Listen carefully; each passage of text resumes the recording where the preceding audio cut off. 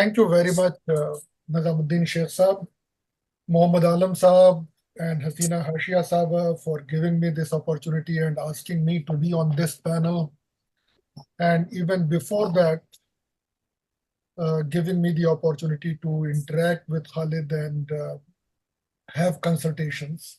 Badr Afaq Sahab, Ashwini Saab, and I could see many people in the list of the participants, old friends who are participating in this activity.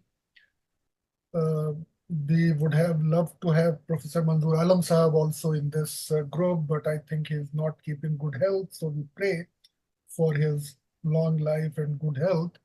I also could see Zuhur Muhammad Khan Sahab. I hope he's fine and doing well.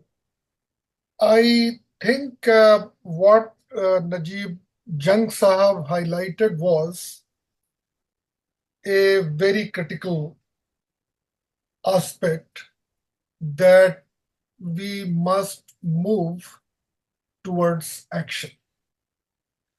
We must need to take action, and it is the community's responsibility now to initiate action for educating people and taking care of the education of the community. But the way I see, and that is where these yearbooks from the Institute of Objective Studies play a very important role, that if somebody is not feeling well, so the person knows that she or she is not feeling well, but still we need to do the diagnostics. We need to undergo certain tests and collect data. So the data here is a kind of diagnostics which provides that specifically what are the parameters where interventions are needed.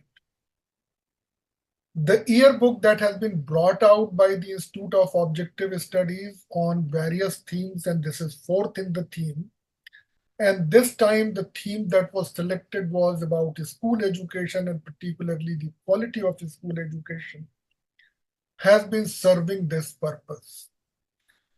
Once we have the data, then the next question comes about articulating the policy and then initiating the actions. And when it comes to action, I think the action could be initiated at the governmental level. And if we need to lobby with the government, we need to persuade the government to take action, or even if we need to approach courts for the intervention for the betterment of the community, we need to back up our arguments, our general understanding with the data. So it comes very handy. These reports come very handy. And of course, the individual level data, as Arun Mehta was mentioning, could help us design our interventions at the lowest level as to what needs to be done. Khalid, I know, has been working in the area of data, and he specializes in a way of capturing, collating, and analyzing the data that comes from the census and also from these various rounds of the National Sample Survey Organization. And I'm therefore not surprised, and I therefore value that he used the 75th, which is the latest round of survey, which provides us data on the basis of the, or segregated data on the basis of the religious communities, and also enables us to compare that how are Muslims doing in the field of school education vis-a-vis general population, also the high caste Hindu groups, the backward communities other than minorities, and other minorities. So hard work has gone into the preparation of report.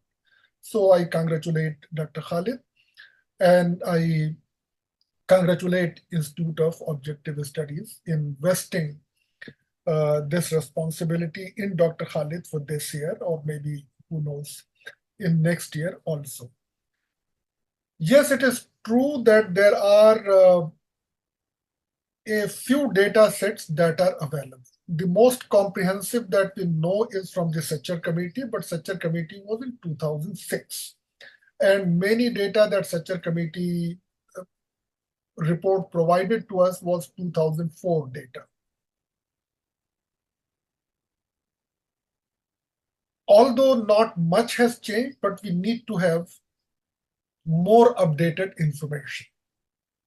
Since then, there have been promises to have more updated data on minorities, but that has not come, that has not been realized, as Arun mentioned. But still, in case of school education, we have the UDIs and the UDIs plus data set, where it is possible to collect data on the performance of various religious and social groups on education. We also have some NCERT data. We have this latest 75th round of the NSSO data. In higher education, we have All India Survey of Higher Education. So they do provide data.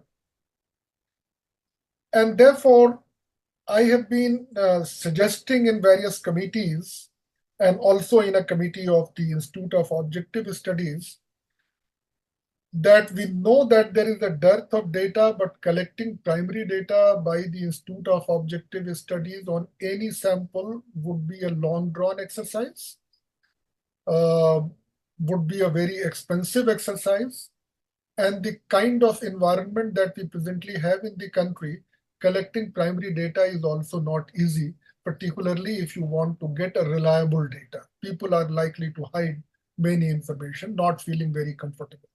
You know the context that why people are or would like to be evading providing data to somebody who approaches to them. And therefore, the best thing that we could do is that we could identify all possible sources and list that what are the data that are available about Muslims. And we use them to compile data on Muslims so that this data is available at one place.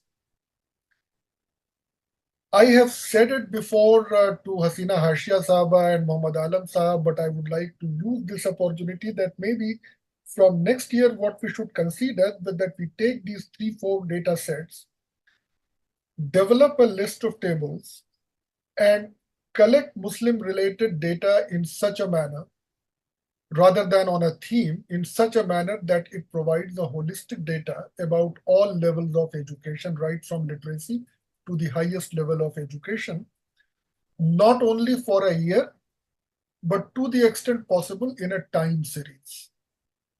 So like UDIs plus, I agree with Arun, provides us data in the present template from 2012-13. But when I was trying to collect, I think at least from 2014-15, this data is by and large organized in a more systematic and a common template format. So we should develop a time series analysis because we not only know that where do we stand now or where did we stood before, but we also come to know that what kind of change has happened. Has the status of the community become better? Have the status of the community become worse? Not only that, we also need to calculate the rate of change because sometimes the data does not present a complete picture unless we also do some dissections. For example, in higher education, while I was working on one paper and article, I found that post 2014, the enrollment of Muslim has been increasing until 2019-20. So felt initially happy that yes, the enrollment of Muslim has not declined despite all the different kinds of things that we hear. But when I analyzed the data in a bit detail, I found that the rate of growth in the enrollment of Muslim post 2014 had declined drastically as compared to the rate of growth in enrollment prior to 2014. So I think we not only need to know that what is their share, but we also to know that what is happening to those shares.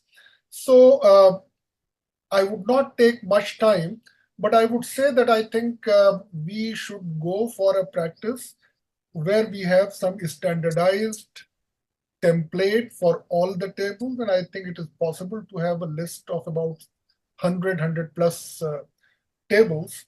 And every year we go on collecting those data or collating those data from the published sources that are available.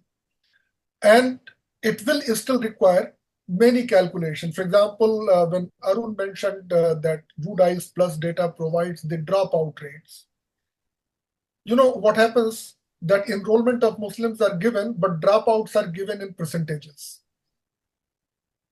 So somebody has to calculate that what is the total number of dropout and so on and so forth. So still a lot of work has to be done, which a person who is more familiar with the statistics can do it easily. Even other people could do it.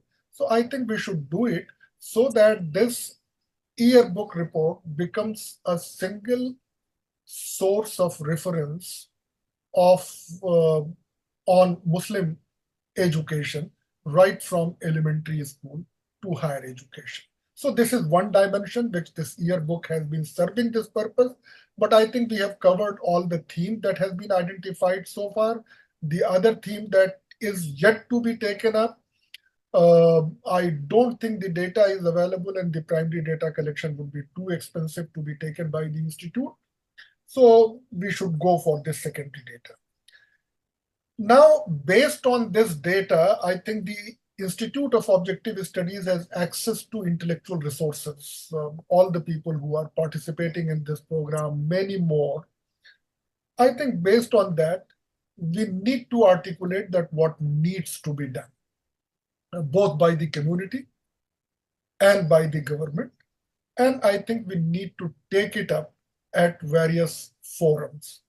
I know that one single institution cannot do all of these things, but I think there could be a trigger. So based on these reports and future reports, we could come up a brief policy briefs, kind of a document, which could be sent.